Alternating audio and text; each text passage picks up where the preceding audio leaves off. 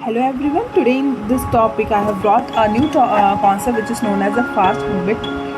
This concept is used in the ICU setup में use होता है. ठीक है, तो हम इसके बारे में पढ़ेंगे. तो यूजली जब क्रिटिकल केयर में जब पेशेंट एडमिट होते हैं तो we have to work very effective and we have to cure the patient very nicely. And this fast bit बहुत अच्छे से हेल्प करता है कि शॉर्ट में ही हमें डिटेल्स पता चल जाती है पेशेंट्स के and we have to focus on those things.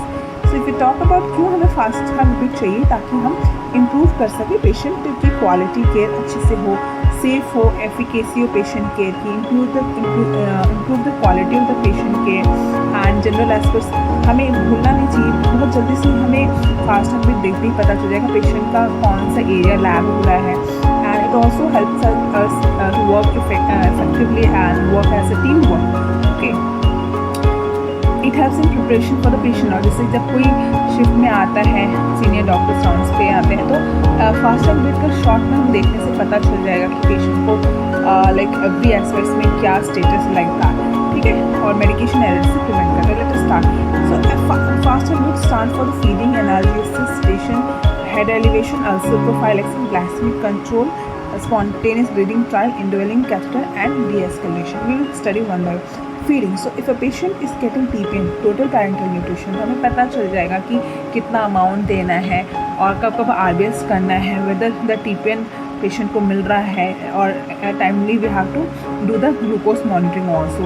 So this is a very important aspects कि पेशेंट TPN ले रहा है या फिर NG से ले रहा है, like that we have to get the idea. Then about the analgesia, patient का जो पेन लेवल है कम होने, कौन सा एनाल्जेसिया चल रहा है, like if it is narcotics of which type of, because every analgesia might be having some side effects and we don't want those things to have a side effects also.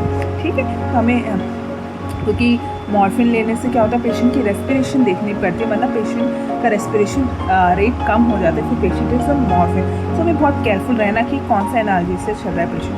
Next for most about the sedation. Okay, तो time से time sedation skills देखने हैं और patient में देखना है कि weather patient conscious आ रहा है कि नहीं, like that. Okay, sedation. Then if you talk about the FAST की बात है, थ्रोम्बोप्रोफाइलेक्सिस. तो पेशेंट को हमेशा जो होता है हेपरिन चलता है इन द फॉर्म ऑफ एनोक्सोपैरिन चलते हैं पेशेंट्स को. तो उससे क्या होता है, DVT प्रोफाइलेक्सिस होता है पेशेंट को DVT नहीं होने के लिए.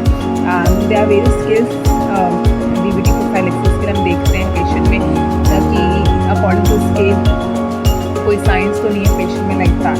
It's very important. This patient is bedridden रहता है पेशेंट, तो हमें देखना पड़ता है. Next about head elevation. तो head elevation is very effective because नहीं वेंटिलेटर निमोनिया से बचाता है 30 डिग्री रखने पर. There are many things. Okay, so ventilator associated pneumonia से प्रिवेंट करें, एस्पिरेशन से प्रिवेंट करें कि मेनली ICU पेशेंट्स के हेड एलिवेट होने चाहिए. इवन अ पेशेंट जो ICP के पेशेंट्स हैं, तो जो इंट्राक्रेनियल पेशेंट इंक्रीज ना हो, उन पेशेंट में एकदम 30 डिग्री रखते हैं. तो mainly VAP patient ventilator associated pneumonia से प्रिवेंट करने के लिए head elevation should be there. Okay, ulcer prophylaxis. तो सारे पेशेंट्स से इतने एंटीबायोटिक्स मिलते हैं time to time and patients stress में रहते, स्ट्रेस अल्सर्स हो सकते हैं. Okay, and patient maximum NPO रहता है, तो वी डोंट वांट कि अल्सर्स हो. तो हम हमेशा पेशेंट को रेनिटिनिन इंजेक्शंस और पैंटॉप इंजेक्शंस मिलते रहते हैं. नेक्स्ट ग्लाइसेमिक कंट्रोल, कि पेशेंट कभी NPO है, कभी पेशेंट सडनली NG फीडिंग्स में है या TPN पे है, तो ग्लाइसेमिक इज़ वेरी इंपॉर्टेंट. देखना पड़ता है उनका sugar level dare.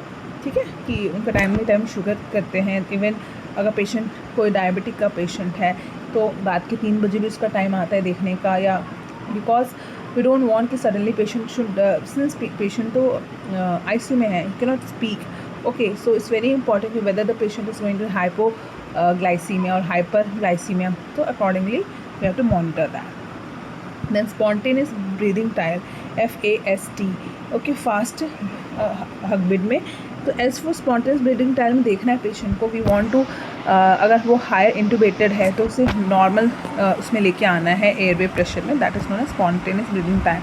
Bowl movements, तो we should not start the feeding unless until the bowel, like patient surgery के बाद पैरालिटिक इलियस तो नहीं हो गया उसको, like that we have to see and then we have to start with after checking that only patient को हम start करते हैं orally. Indwelling catheter we have to prevent the patient from CAUTI infections.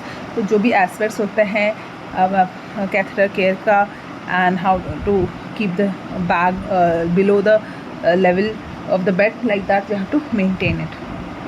Then drug, last is the drug de-escalation. अगर patient higher antibiotics में है और like we have to see, doctors देखते हैं कि अगर now the antibiotics keep on changing according to the days, तो drug de-escalation is very important.